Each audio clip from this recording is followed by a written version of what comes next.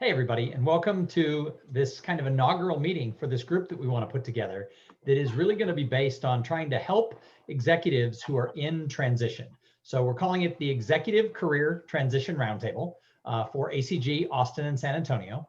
So my name is Tom Singer, and I am with Stanton Chase. And this meeting is really just a chance for all of us to kind of get together and talk about what we'd like to see happen in this meeting, and also try and put together some sponsorship. So the purpose of this group is to support individuals in identifying what their next role is going to be. This will be director level, VP level, and C-level executives who are in transition sort of at this time and moving forward. We've taken this concept, which is a proven concept from the ACG Cincinnati group, who started a program like this over 3 years ago with the intent of helping people in transition. Of course, 3 years ago, it was a live networking event that they put together. We're going to have to start this in the virtual world, but we're going to take it out beyond that. So the group is going to help members in transitions through networking, through education, and getting them connected with ACG. And we'll cover lots of different topics. Every single month, we'll do something different. Could be about personal cash flow, could be about how to handle a downsizing in transition, maybe about buying a franchise, how to work in the gig economy, etc. So I want to thank all of you for coming and joining us here. So really quick, can we kind of go around the room and everybody introduce yourself and let me know why you decided to come to this program for this organizational meeting? Tom, why don't you go first? I'll just call on everybody. Sure, I'm Tom Garrett, and most recently CFO at University Federal Credit Union. Prior to that at Mood Media for a number of years. And, I am going to be in transition here. And I just thought, I know Patty very well and Laura, Jay Powers on the phone here. And when I saw the email come across for this particular group, I thought, this is perfect. So I thought I'd join.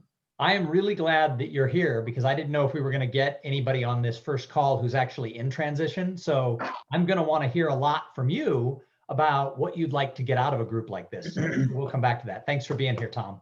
Sure. Thank you, Tom. Patty, how about you? I'm Patty Boyle, and Tom and Jay and Laura are here with me. For the past 2 years, we've had an active executive career action team going, and all of the people in the group would go to ACG then to network. And so I currently have too many people in my group. I have 19 that I sent invitations to today. I have others that could come back in. And so I was just looking to come and see if there was any potential to collaborate, because this group always was kind of part of ACG anyway. I know Jay and Laura and I think Tom have been very actively involved in it. Awesome. Yeah. We'd love to hear what you've been doing and things that work and don't work and stuff like that. Laura, anything to add? Well, I'm elated to be here, and I believe that it's a good opportunity as VP of Fundraising with ACG to look for the opportunities for those companies that may need assistance, as well as those executives that become displaced through no fault of their own through COVID, or those that are looking for new opportunities if they're still employed. So I think this is just it feels already, as you speak about it, Tom, a really safe place for executives to go. And those that have been involved with positions at highest levels to go into a situation where you are looking for an opportunity that might not have been done for years, and to really have support of people to surround you to give you the kind of wisdom, but also I think just a really great place to collaborate for their next endeavor. Yeah, that's what we're hoping to do. We just want to be a resource, and I think that ACG can help provide that. So Susan, you've been kind of on the in the background as we've started talking about this stuff. So tell us about you and what you'd like to see us accomplish maybe today. Thank you, Tom. Thank you for coordinating this. And I would just echo a lot of the things that all of you have so graciously said. I think this is an opportunity for ACG to make introductions, to connect those who need connections at this particular point in time. I think we have the power to introduce and make meaningful connections. So I'm hoping that this group will be in a position, I know we're in a position to do that, and that we will execute on it. I thank you all for being here on this inaugural meeting and looking forward to all of your input going forward. Thank you so much. Jay, how about you? Yeah, good, thank you. So I had been working with Patty and this team and gone to ACG when I had exited a role earlier this year and before. I'm currently working at a company called Assure Software in town.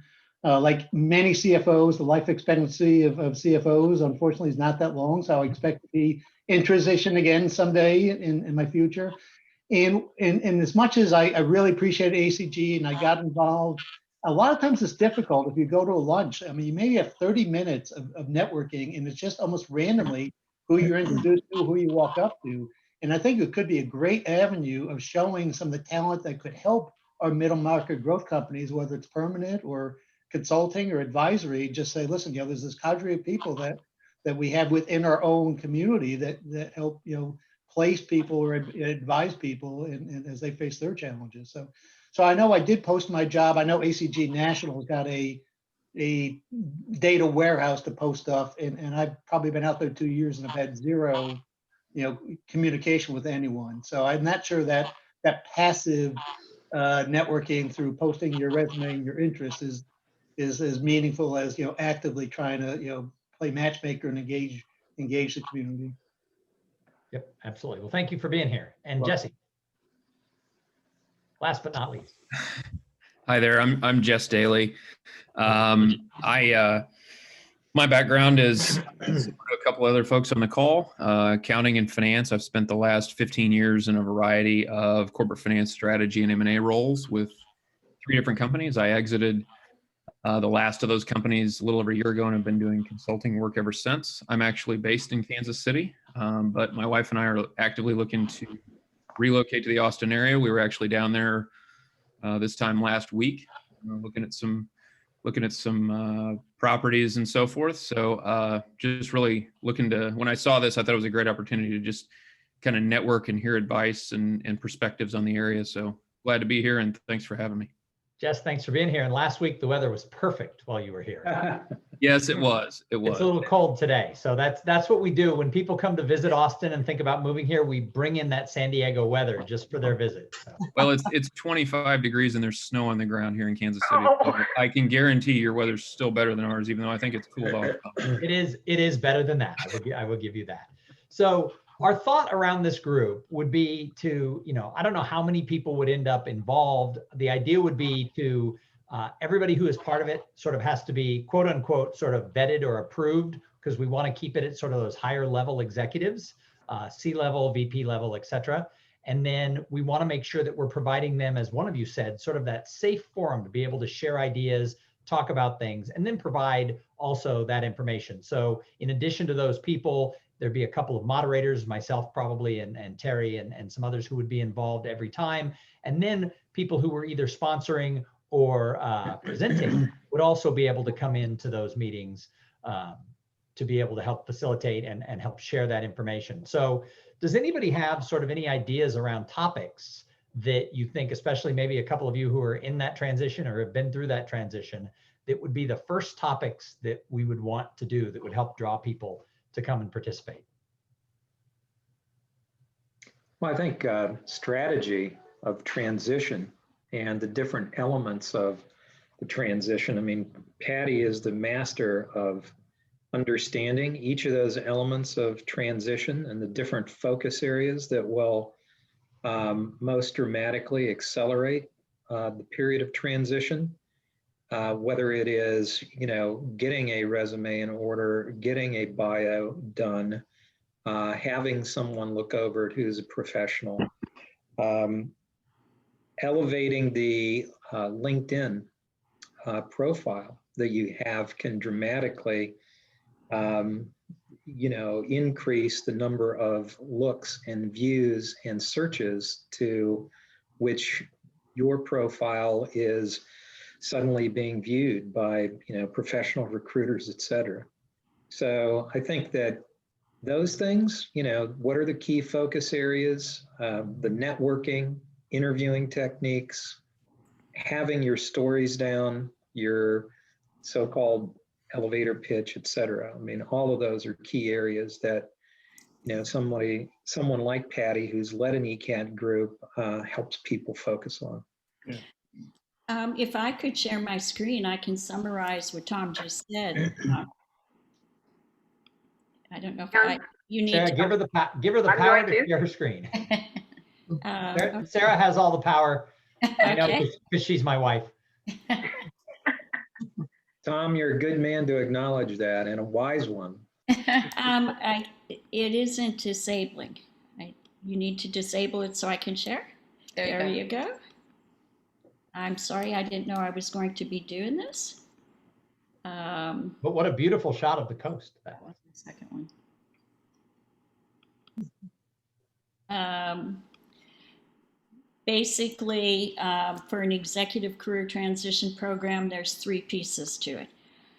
The first piece is when people first leave the company, they have to really consider, a lot of them are in shock, trauma, stunned. So it's about working through that and then getting an exit statement, creating an exit statement with them. It next involves executive assessment because some people will maybe want different career options. They may want to retire or semi-retire and get on boards and whatnot. They may want an entrepreneurial option, or they may want to go back doing what they're doing. One of the executive assessments that I use of many is the Berkman. What Tom said is next, I get them to do a strategic approach to their search, which is to develop a customized marketing plan to get really clear about what they're looking for, map their networks, and come up with their professional brand. And now the next piece is that one of the things they absolutely need, and the faster they can get this, is they need to generate, based on their branding, a competitive resume, CV, bio, design their professional business cards so they have them when they go to ACG. These days, LinkedIn and the social media tools are getting as important. It's almost becoming obsolete, the resume. You still need a resume, but having somebody with a social media background review that, cover letters, critical correspondence, emails, and then practicing every time they go to the ECAT, their elevator pitch. And then the final piece is the executive search. And I have down the Executive Career Action Team and Alumni Network. We've been doing this for 2 years. Jay, Laura, and Tom have all been in that group. As I mentioned, one of the reasons I came on is because I need help, because there's so many executives right now that need help. And Tom, one of the people to come on and help me a lot is David Harrop. He comes on like every couple months. I know him well because I now work for him. I know. Great guy. He is awesome. He did 5 projects for me last year. Then it's like the networking skill development, because many of the people in there, they haven't been in business development. Ones that are in business development have a really easy time with this process, because the whole process is executive consultative sales, and they're selling a very important tool, which is them. And so it's helping people whose natural skills and abilities may not be business development, but may be technology, that they'd rather talk to a computer every day. Just getting, it used to be a joke, Laura and a few others would bring them to ACG meetings, and we'd say they'd go hunting packs, because they'll take the technology and the finance and the people who maybe really don't like to go out and network. Then really practicing the stories, their interviewing techniques, also looking at their reference selection. They think they want, really what they need is references who show up well when somebody calls them. And then the final piece, this is where I spend a ton of time, helping them in Austin particularly, you have a lot of private equity money. They have offers where they have to negotiate the whole package, maybe an equity position, but helping them with the whole compensation. But also equally as important, I think, because some of them have made errors and then they return back, is making sure there is a culture fit. And that ties back to the executive assessment, if they can, really looking, and that's something David uses me for too, that he has me do the executive assessment and then profile the candidates that he's hiring. So that's pretty much the process. Sure. And our executive career action team is based on when I was in leadership at Lee Hecht Harrison. I sold my company to him.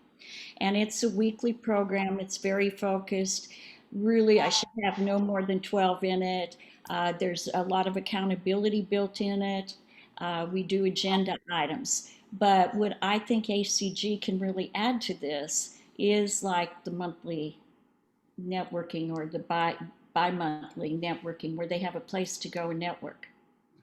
Yeah, that was going to be one of my questions, because obviously you're a career coach and we don't want to be in that business as ACG, but we definitely want to provide sort of that area where people can go. So without looking at, we obviously aren't saying, hey, we want to do what you do, because that's a lot of stuff that you do. No, but you asked for speakers. This is what you need speakers on, and I can get you all the speakers in Austin because I've helped a lot at Higher Texas to get speakers on every one of these, from the stress of the job search through the, looking at your skills, developing a good resume. So these are what would be topics that they need help with.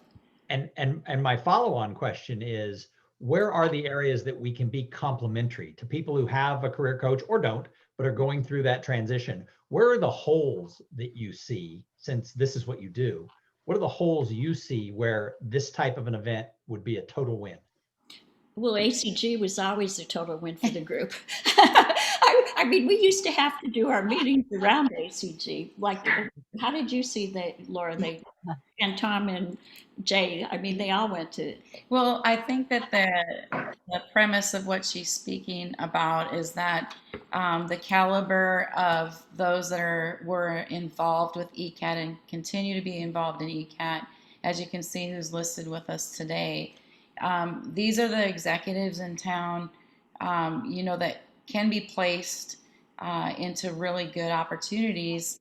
And most of the time, executive search firms need to know about their availability. Mm-hmm. And in addition to that, the complementary angle of those of us within ACG, like myself and Sarah and others, Susan for certain, have those networking capabilities within Texas, and including Austin and Central Texas, San Antonio, to be able to participate with lending a helping hand with introductions. And I think all of us within ACG could be doing that as members.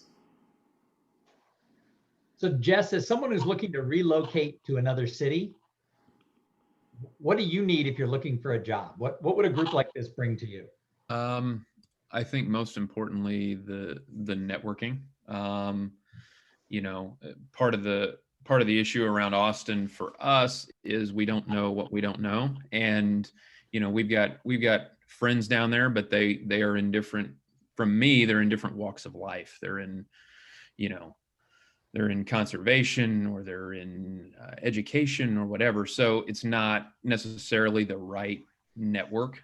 In terms of being introduced to people and understanding not only the opportunities that are out there, but being able to vet the opportunities.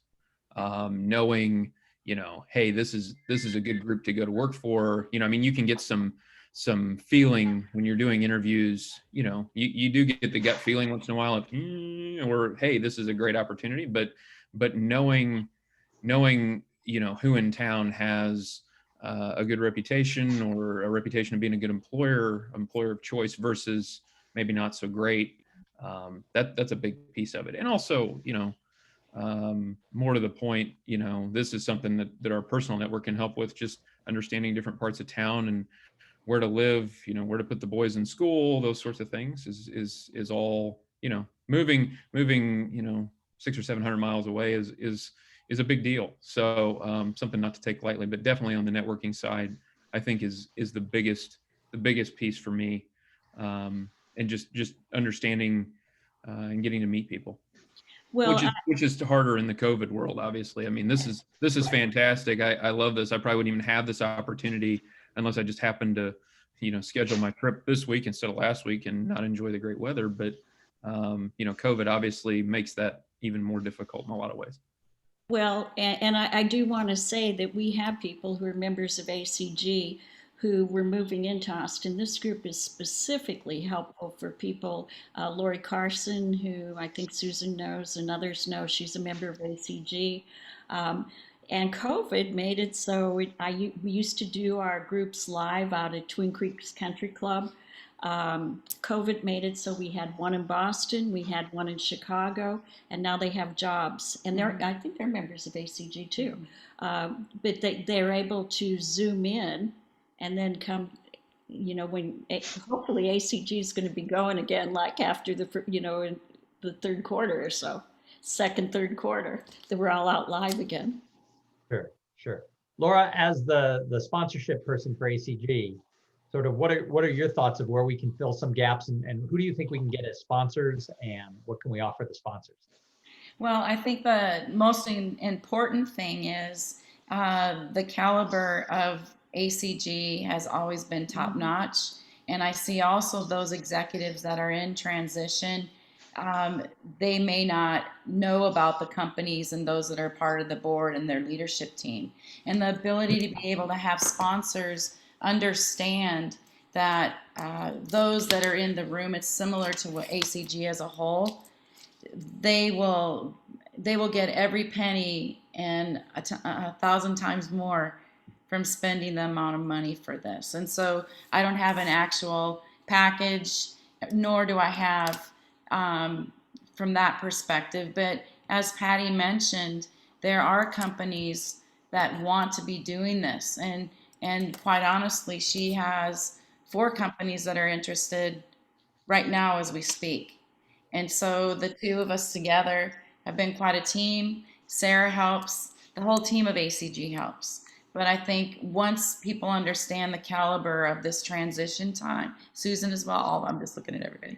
Everybody is able to participate as sponsors. And quite honestly, there could be a very strong synergy between sponsorship of all of ACG and individually sponsoring one of these particular meetings. And Tom, when she says I have 4 sponsors, this is kind of, I have a lot of search firms that want to sponsor. The thing is that they can't be exclusive with one search firm. As we all know how search goes, Yep.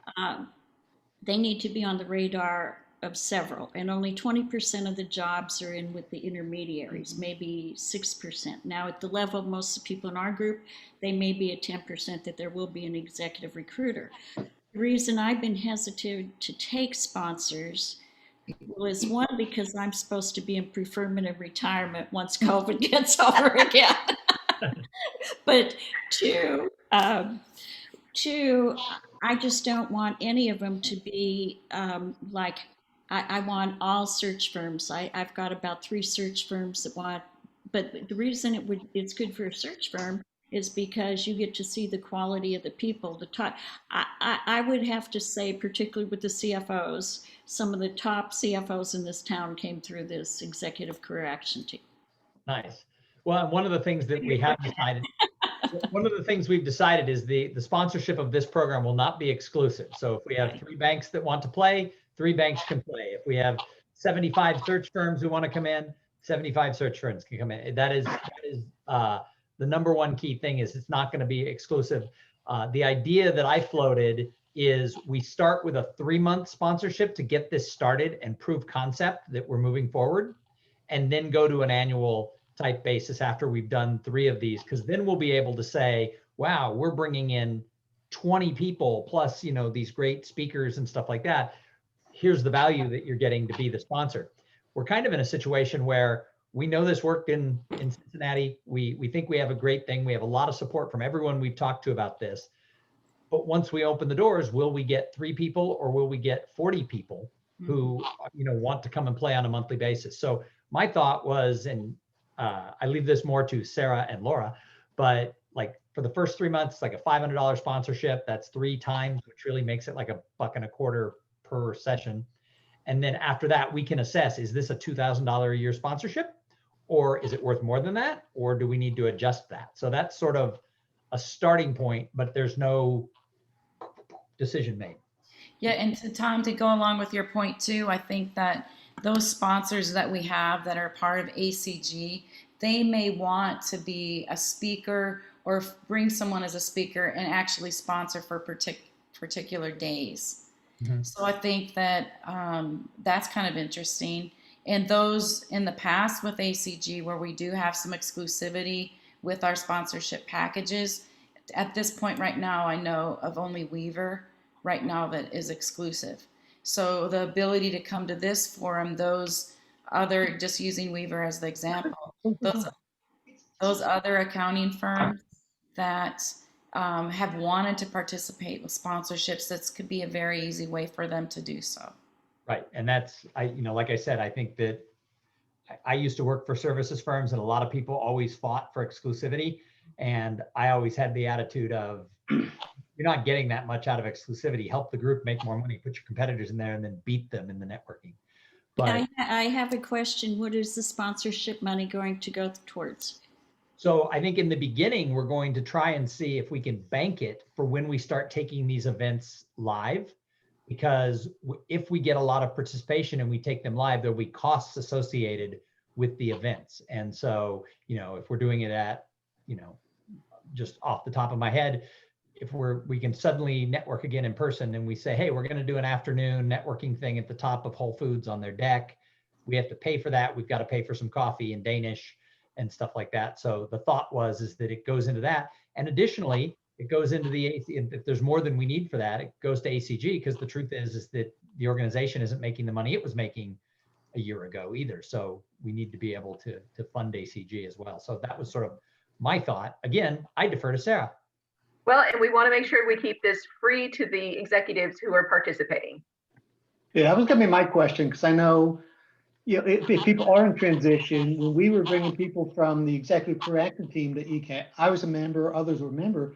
Some people just didn't want to go out for the full year membership and they just did pay as you go. So I think that was going to be my primary question is, are we going to make this a member only participant? Are we going to make it a fee based, or is it free to the people in transition? It's free to the people in transition as long as they qualify at that level of VP and C level. And there's going to be some subjectivity to that because people's titles are as fluid as, water in a glass. But, I think between the people who make up the committee for this, we're going to be able to say, yes, that's it. Gray area. No. Yeah, So, we had that with ECAT, and we tried to make it C level above, but then you may have a VP for a multi-billion-dollar company that's, That's different. Yeah, or you you have a CFO of a $20 million, distributor. And it's, it's a big, I took in last week one coming out of Dell that I think he was running $3 billion outfit, but he only has a senior director title. director title, yeah. Most of the people in the group haven't. I mean, so you can't do it just on title. No, it's kind of like what we call middle market, right? There are official things that they call the middle market, but in Austin, we don't have a lot of that. We have to, you have to decide what is the middle market based on the city that you're in to some extent. And Well, you can talk to Tom because, and maybe Jay did some of this too. You vetted the people that came into ECAT. Yeah. Did you do that too, Jay, right? Yeah. So ECAT, we basically had to have someone could recommend them, and at least two other participants had to go and have coffee with them to interview them. Because the other thing we were trying to do at ECAT, because ECAT was pretty personal. You met every week, and people were dealing with a lot of emotional struggles or financial struggles. So we also wanted to keep the jerks out. So that's our only rule, no jerks. No jerk policy. There was a no jerk policy, and the only way you could do that is by getting two independent people. Could be my best friend, but if Tom and Laura thought he was a jerk, then he didn't get in. Well, I'm out, so there you go. That was our only ground rule. I was watching to see if my wife was going to just remove me from the meeting or something. No. So Susan, what are your 2 cents sort of at this point as we push forward on any of these topics? You know, and just listening to all of you and what your hopes are and what you bring to the table, there's a lot of resources here. And there's the ability to put together both some strategy like Patty has described. I hope my internet is not breaking up. Am I okay? Can you hear me? It started out rough, but you're better now. Sorry about that. I personally with Insperity meet with a lot of companies and am a fly on the wall, of these kinds of needs.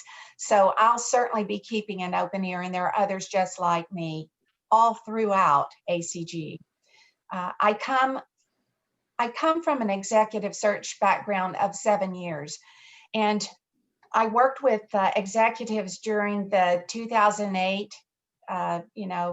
fallout of all things real estate. It was a tremendous crash, and many of these folks had never had to look for a job in their life, right?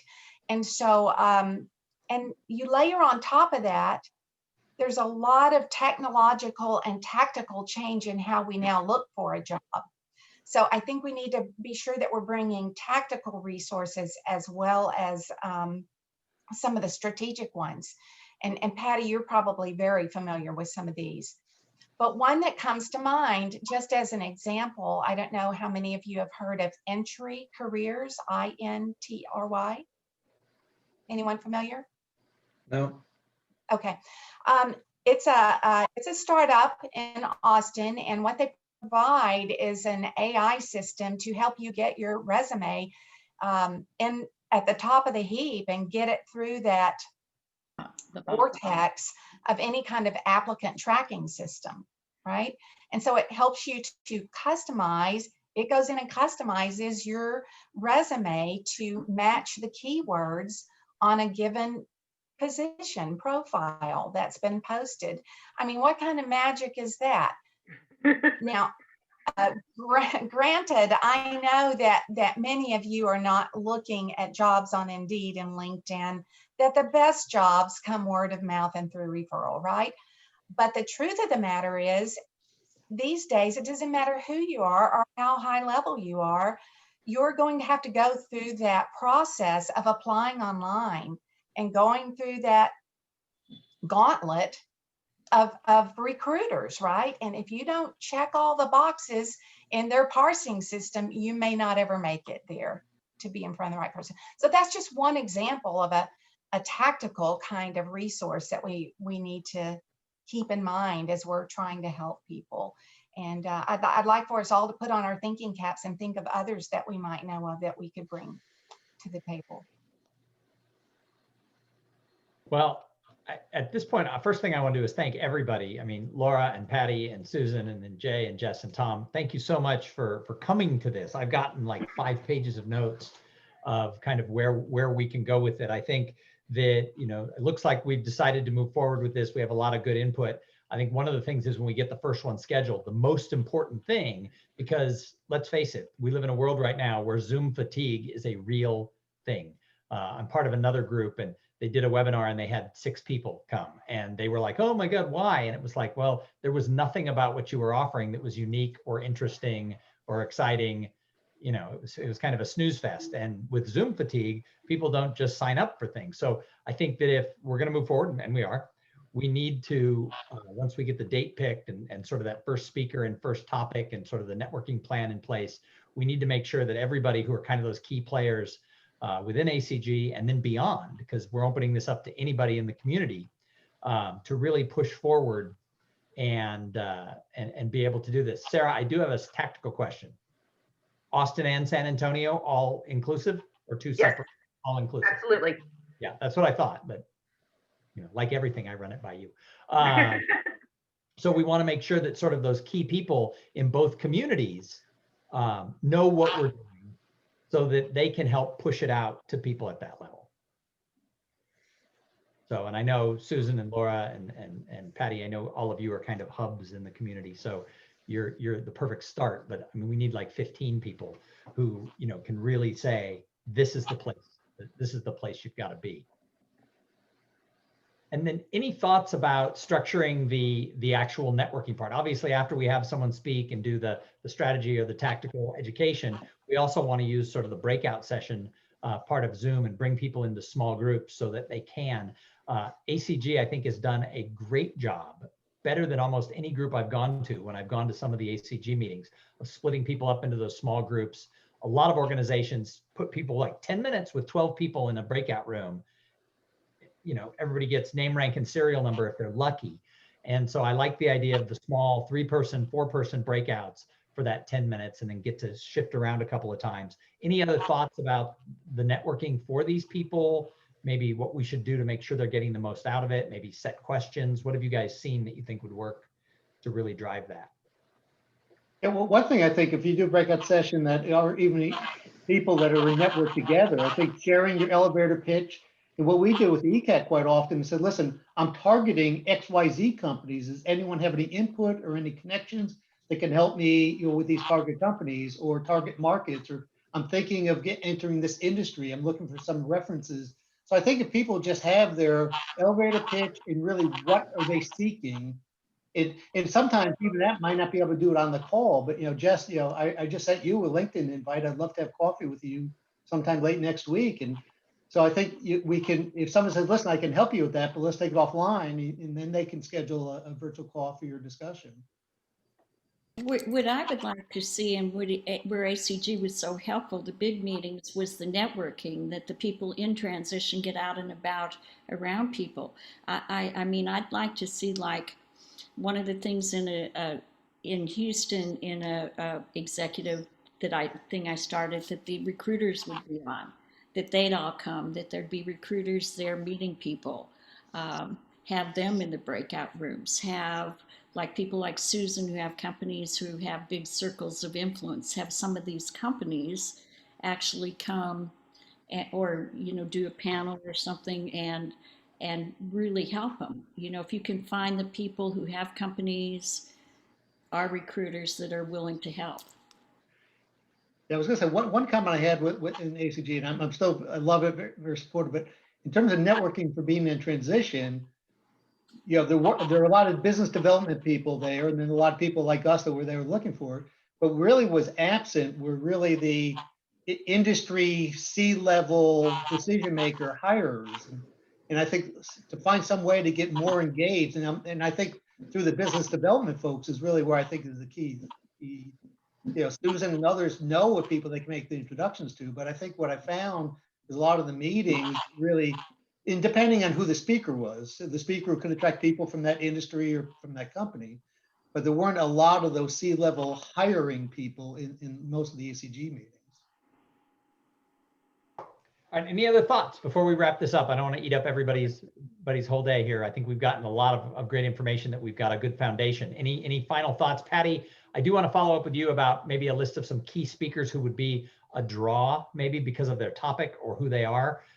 Because if we're going to launch it, we might as well launch it with the A team. Okay. Yeah. With Patty. Okay.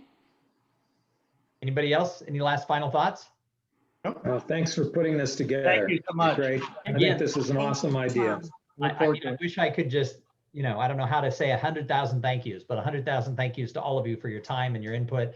And as we go forward, I think what I'll do is I'll get back together with Terry, who's kind of my co-chair on this, and with Sarah, and we'll pick a date and we'll get the ball rolling. And, you know, hopefully we can maybe find someone to sponsor the first couple of them.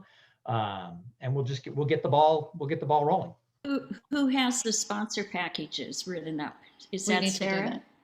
that. I don't think we've written it up yet because we haven't figured it out. I was tossing out ideas, but yeah, that'll be Sarah and I guess Laura can kind of figure that out. Thank you, everyone. All right. Thank you all very much. Thanks all. Have a great day. Thank you. Bye-bye. Great to